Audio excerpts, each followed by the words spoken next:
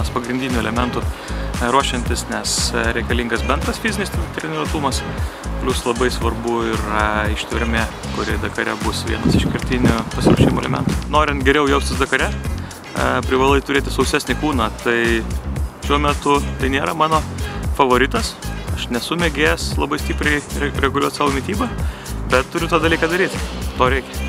Pagrindinis iššūkis tiek sunkumas Dakare tai yra daugiadieniškumas. Tai reiškia, kad kiekvieną dieną ir ne vieną dieną, 3 savaitės reikės fiziškai sunkiai dirbti, galima sakyti taip. Kas susijęs su fiziškumu, tai yra didžiulis stresas arba darbas širdies kraujagyslių sistemai ir bendrai visam kūnui, kadangi didelis skysčių netekimas. Kiekvieną dieną reikia prisiminti, kad reikia atstatyti skysčius. Antras dalykas - elektrolitai. Per 3 savaitės stipriai prakaituojant, o išprakaituoti galima per valandą 1 ir 2 litrus skysčių, jeigu ir iš tikrųjų yra labai karšta. Kartais Dakaras ne tik automobilį vyksta, už automobilio ribų didelė raumenų įtampa ir raumenų darbas. Tai reiškia viršutinės kūno dalies didžiulį nuovargį dėl įtampos, taip pat ir apatinės kūno dalies ir bendrai viso kūno raumenų nuovargį. Dėl to labai reikia pagalvoti apie tai, kaip atstatyti energijos resursus, tai yra angliavandenius ir kaip maitintis bendrai Dakare.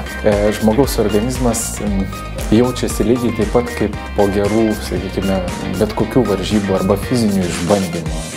Tuos fizinius išbandymus visi patiria skirtingai. Maratoną prabėgę jaučia tam tikrą nuovargį, specifinį maratonui nuovargį.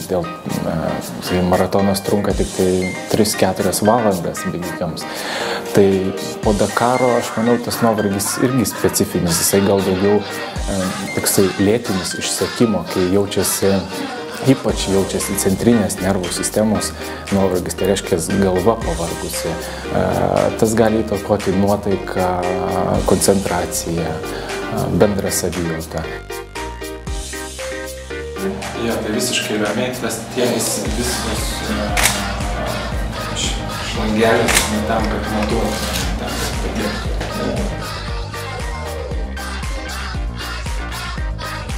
Vienas iš atliktų tyrimų Benediktui šiandien buvo fizinio krūvio mėginys išmatuojant ir maksimalų deguonies suvartojimą.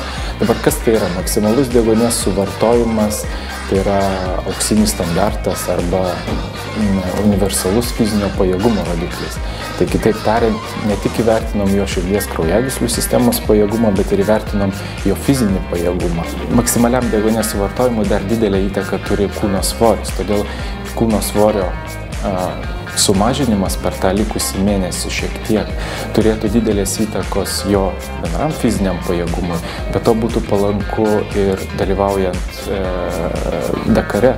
Mažesnis šilumos gaminimasis kūne, geresnė savijauta, mažesnis skysčių praradimas. Tai, sakykime, Benediktas išloštų dvigubai sumažindamas šiek tiek savo kūno svorį. Gerai.